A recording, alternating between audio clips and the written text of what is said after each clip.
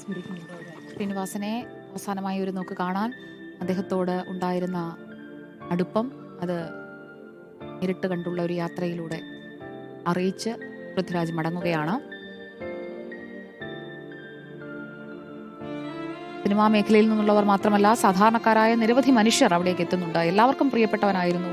എല്ലാവരിലും ചെന്ന് തറച്ച കഥാപാത്രങ്ങൾ, അതിലൂടെയാണ് ശ്രീനിവാസൻ ജീവിക്കുന്നത്.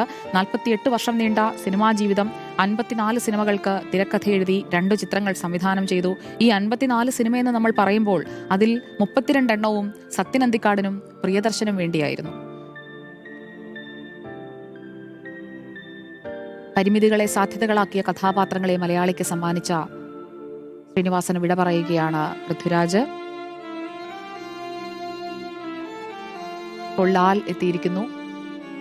ബേബി സജീന്ദ്രനോട് നമുക്കൊപ്പം.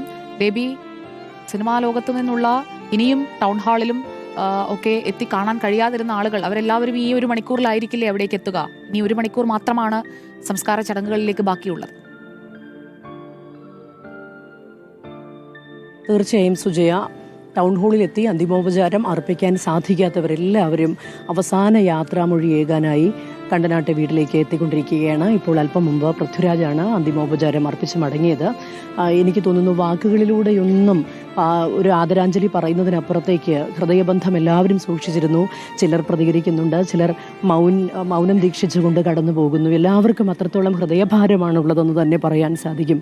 ശ്രീനിവാസനോടുള്ളത് സാധാരണഗതിയിൽ ഒരു സിനിമ ലോകത്തുള്ളതുപോലെ ഒരു ഔപചാരിക ബന്ധം അല്ല. എല്ലാവർക്കും പ്രത്യേകിച്ചൊരു ഈ പറയുന്ന പോലെ സുജയ നേരത്തെ സൂചിപ്പിച്ചതുപോലെ സത്യൻ അന്തിക്കാടും പ്രിയദർശനും ഒക്കെയായി ചേർന്ന ആ കൂട്ടുകെട്ടിന് ഒരു ആഴവും പരപ്പും ഒക്കെ നമുക്ക് എല്ലാ മലയാളികൾക്കും അറിയാൻ സാധിക്കും. സിനിമാ ലോകത്ത് നിന്നുള്ളവരും അല്ലാത്തവരുമായ നിരവധി മനുഷ്യർ. ബേബി സജീന്ദ്രനാണ് അദ്ദേഹത്തിന്റെ വീട്ടിൽ നിന്നുള്ള വിവരങ്ങൾ നൽകിക്കൊണ്ടിരുന്നത്. പ്രിയപ്പെട്ട ശ്രീനിവാസന് ആദരമർപ്പിക്കുകയാണ് കലാകേരളം.